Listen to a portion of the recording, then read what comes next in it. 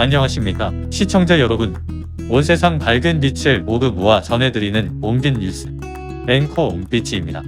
우리 눈에 망막이라는 조직이 있다는 것을 알고 계신가요? 망막은 눈의 구조 중에 가장 중요하다고 하는데요. 이 망막이 눈에서 떨어지게 되면 어떻게 될까요? 오늘은 망막박리에 대해 알아보았습니다. 함께 보시죠. 망막은 우리 눈 가장 안쪽에 위치하는 얇은 막입니다. 각막을 통해 들어온 빛이 망막에 잘 맺혀야 사물을 선명히 볼 수 있는데요.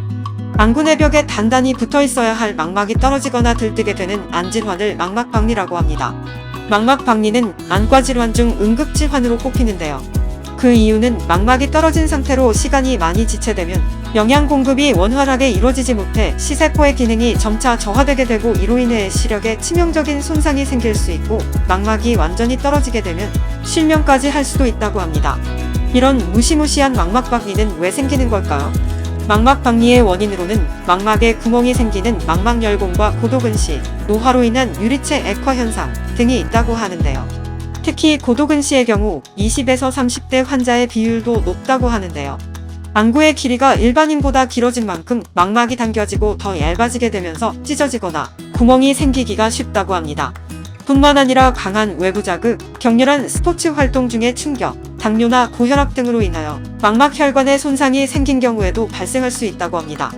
망막박리의 증상으로는 날파리가 날아다니는 듯 보이는 비문증과 불빛이 번쩍거리는 듯 보이는 광시증, 선이나 물체가 왜곡되어 보이는 변시증, 시야 일부에 커튼 친 것처럼 가려져 보이는 시야장애 등이 있다고 합니다. 하지만 초기에는 특별한 증상이 나타나지 않아 자각하지 못하는 경우도 많다고 하는데요. 망막박리가 중심부로 진행되면 증상이 점점 심하게 나타나고 황방 부위까지 진행되면 시력이 크게 저하될 수 있다고 합니다. 망막박리 치료 방법도 함께 알아보았는데요. 증상에 따라 레이저 치료를 진행하고 박리의 진행 범위가 넓은 경우에는 수술적 치료가 필요하다고 합니다. 오늘은 망막박리에 대해 알아보았는데요. 어떠셨나요? 망막박리는 증상이 급격하게 악화될 수 있고 방치하게 되면 심각한 시력장애, 심하면 실명까지 일으키는 안과 응급질환이라고 하니까 조기에 발견하여 적절한 치료를 받는 것이 가장 중요하다고 생각이 되네요. 오늘 준비한 정보는 여기까지입니다. 오늘도 유익한 정보 되셨길 바랍니다. 시청해주신 여러분 감사합니다. 온빛이었습니다. 안녕하세요. 온 세상 밝은 빛을 모두 모아 전해드리는 온빛 뉴스 시력캐스터 올리원입니다. 망막박리에도 여러 종류가 있다고 하는데요. 바로 열공성 망막박리, 견인성 망막박리, 삼출성 망막박리입니다. 열공성 망막박리는 망막의 열공 즉 구멍을 통해 액화된 유리체가 흘러들어와 망막이 박리되는 경우를 뜻합니다. 견인성 망막박리는 안구 내의 섬유 조직이 증식되면서 망막이 견인되어 박리된 경우를 뜻하고요.